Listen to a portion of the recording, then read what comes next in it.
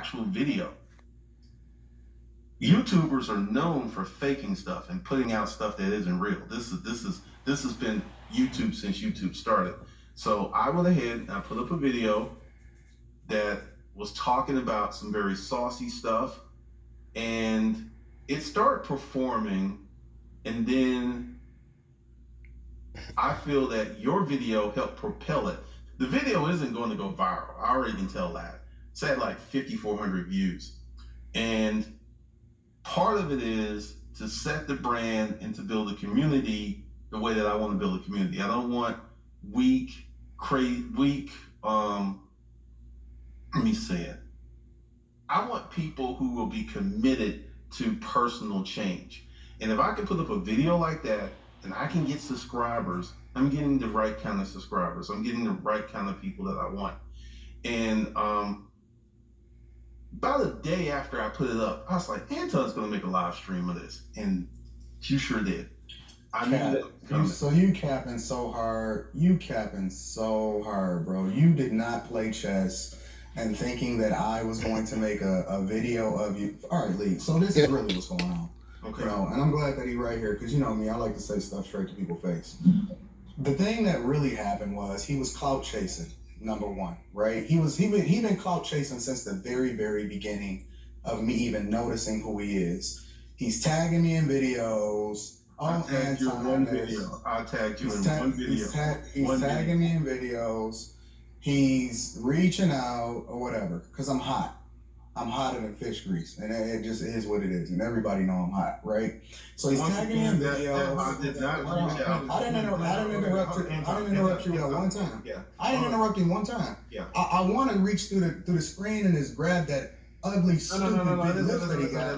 But I ain't interrupting one time, bro. You're right that you didn't interrupt him. So he didn't interrupt you, Glendon. So let him talk. And then you can have, I'm going to give you a chance to respond, of course, right? But yeah, go ahead, Anton.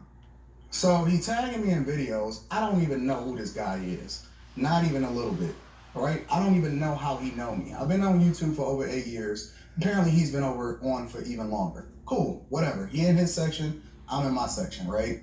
So he tagging me in videos. So as usual, when people tag me in videos, I don't want to see what it is that they talking about. I don't disagree with what he's saying from a business perspective, right? He doing reactions, cool. I don't care. We all content creators. We all rock out. It is what it is, right? So then I do some research, and I don't necessarily agree with the way in which he go about living his life, but I didn't see anything crazy. And so my thing was I made a reaction video actually bigging him up saying that, yo, I actually agree with him from a business perspective, and I don't argue with millionaires, right? He's a millionaire. I take his word for it, whatever. And I didn't do extensive research, but clearly he knows business, right? I'm objective in that. I'm able to separate the person from the content. You know what I'm saying? The sin from the sinner, whatever, figuratively speaking. So I'm like, okay, cool. He dope. You know what I'm saying? He knows what he's talking about from a business perspective. I actually align with some of the things that he's saying. It is what it is, right? And I said, okay, so I'm going to reach out to this guy because he had actually did some more reaction, or he mentioned me in some other stuff. He replied to the video where I got my corporate executive position and all of that other type of stuff, right? And so I said, okay, well, I'm going to reach out to him. But something just kept coming up every single time I went to go reach out to him. So, and this is the God's honest truth. So I'm praying, 2 days ago, something like that. I get up, I tell people what my routine is. I get up, I pray, meditate, talk to God, whatever, so on and so forth. And I go to reach out to him, and I look in my inbox, and I see a thing with a message that says Glendon Cameron at the top of it. And so I'm like, this must be a representative of his or whatever, but I was just going to reach out to him this morning. And so they sent me the video, and so I could go and check out the video, and I see it. And so the thing about it that I'm trying to make sense in my mind is, how is it a social media experiment when you in the second video, first of all, it's coming out of your mouth. One of the things that he said in his reaction video is, if I was Anton, or what Anton should have did was reach out to me and say, is it true? It's coming out of your mouth. If it was somebody that was accusing you of it, or it was an allegation, that's one thing. But if you're the one that's saying it and admitting to it and championing it and going to it in great detail, why wouldn't I assume that you're telling the truth? You see what I'm saying? So that's A. B, why would I even want a clout chase like that? Why would I want that type of attention? With great power comes great responsibility. And if we're supposed to use our platform to empower people, because one of the things and one of the reasons why I was reaching out to him to rock with him is because he was actually helping people from a business perspective. And that's who I align with. If I'm reaching out because you actually pouring into people, right? And he's watched my video. He knows that I rock with character, that I don't do business with everybody. I've always said that I only rock with people based off of I only do business with people based off of having good character along with it. I've literally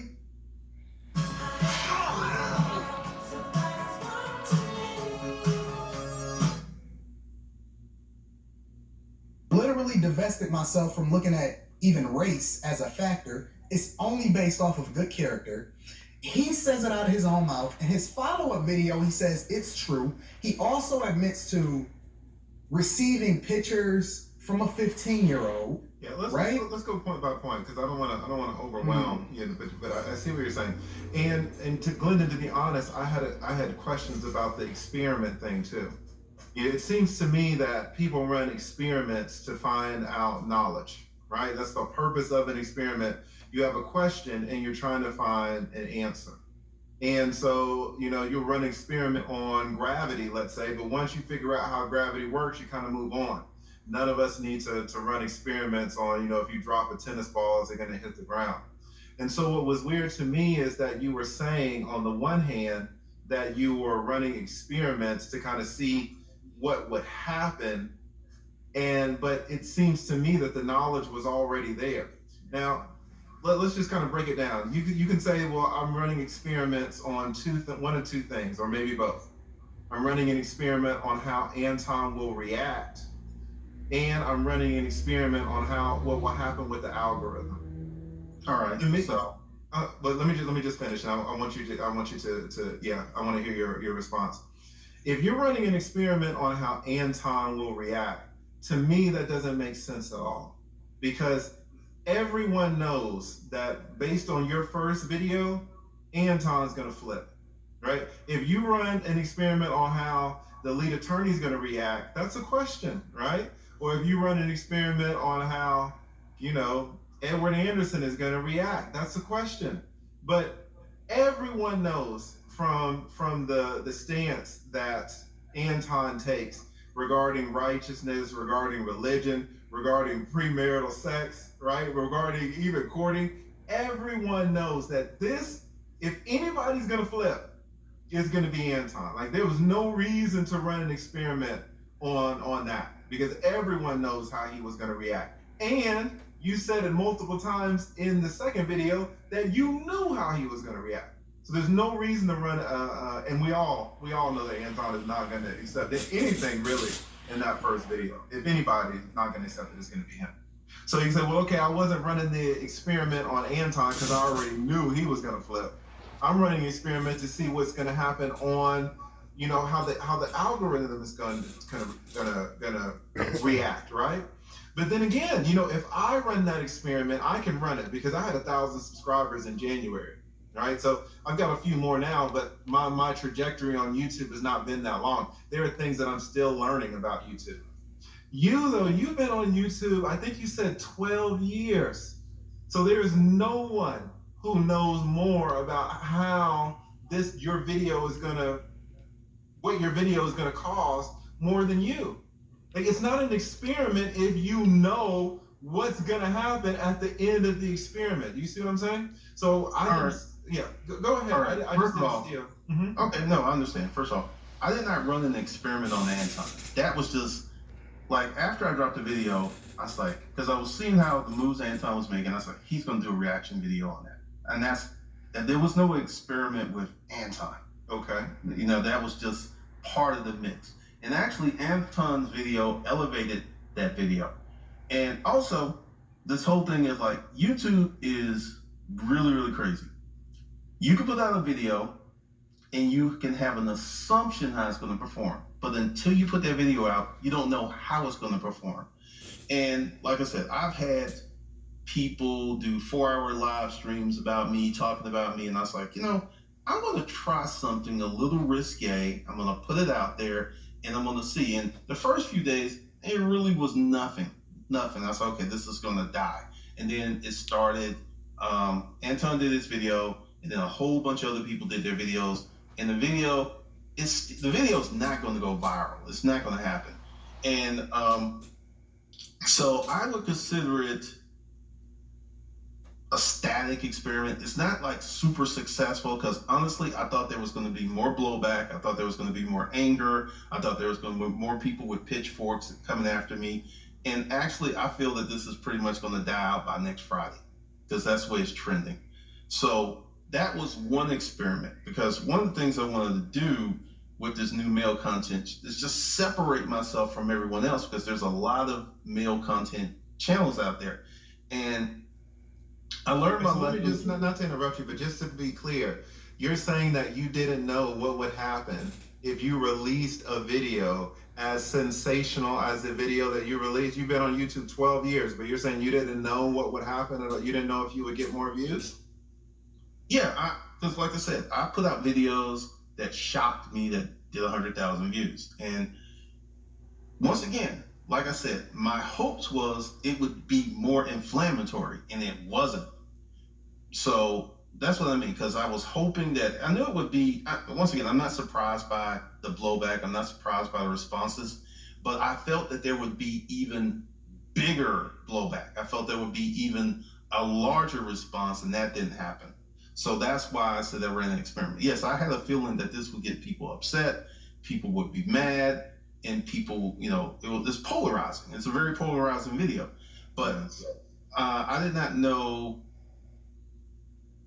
to what extent it would go. And once again, it's not performing like I thought it would. And this is. But why would you even want to do a video with me if you know who I am? If you know what I stand on, and you know what my morals and my character is, and you know how I move, why would you even be looking to do content with me in the first place? Okay, first of all, I tagged you in one video.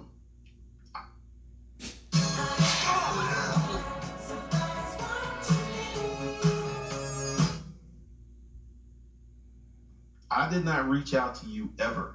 I've not reached out to you ever. And also, that's a really good question, because you have a brand, and your brand is the antithesis of my brand. So there was not going to be any collaboration. I didn't reach out to you. I wasn't planning on reaching out to you. So you've been capping in all of these videos up to this point. You literally kept saying, you know what? I got to reach out to Anton. I think we're going to do something together. Because you've said that in multiple videos after you tagged me in the video. I tagged you once, and yes, I did say that. And then later on, I changed my mind, and I stopped doing that. Oh, my God, bro. Seriously, Glendon? Hold on, Lee. Seriously, Glendon? I mean, are we gonna be real? You know what I'm saying? Are we gonna be 100? You're not gonna say you was looking for clout, because in that video that you tagged me, you didn't just tag me. You tagged the lead attorney. You tagged a whole bunch of people. You was clout chasing. You was looking for more visibility from people that was hot at the time, and you was reaching. Once again, I did tag you. I did tag the lead attorney. I tagged a few other people. And I was like, this ain't really working, and I stopped doing it. Have I tagged you in the video recently? No, I haven't. Now let me ask you. You just did a whole reaction video on me. Because you did a video on me. Not on this one. When I got the corporate executive position, you did a whole reaction video on me. The whole video was about me. What are you talking about? That is true. I did that video, and once again, my feelings changed. Seriously, do you see why I say I have to pick and choose who I do business with, bro? Because it ain't even just about whether or not, we ain't even got to the thick of this, right? Because it was some bad stuff in that video. We ain't even got to the thick of it, on the real. But do you see why I say I have to vet people? Because he not even being honest in his clout chasing. Like, he not being honest in him reaching out. He not being honest in everything that he's doing. It's all cloaked in some kind of deviant behavior or some kind of underhanded move that he's trying to move in. I don't rock with these type of people, bro. I preach it on a regular basis that you gotta be careful who you do business with, because everybody that get money, his ability to get money, his talent, don't necessarily align with good character, bro. Right. It's so unfortunate that I'm just trying to be as respectful as possible. And I appreciate that. And I appreciate both of y'all being so patient. I really do.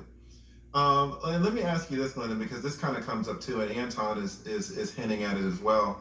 This whole, we'll call it an experiment in making a very polarizing video. You have, to me, you have great, excellent content when it comes to business. And I can hear it. Now, you say stuff that I don't know all the time in your videos. Now, I'm not a businessman, right? But when I listen to your content, when I listen to Anton's content, I really learn. Also, I could easily look up to you as a content creator because you have 100,000 subscribers. That's hard to get. And you might not know, but I'm trying to follow in the footsteps of our boy, O'Shea Duke Jackson. We all rock with O'Shea, right? Yeah. And O'Shea put me on, and he set an example for me of helping other people come up. And so I've started, helping other people with their YouTube channels. Do you think like this is the best way to grow a channel? Like why would you choose this way to launch your channel, to do such a polarizing way involving children? Well, why do you think that was a good way for all the young? We have a lot of young content creators in the chat who look up to both of you. Both of y'all are extremely strong YouTubers. And why is it this way involving children and kids? Why is it like this?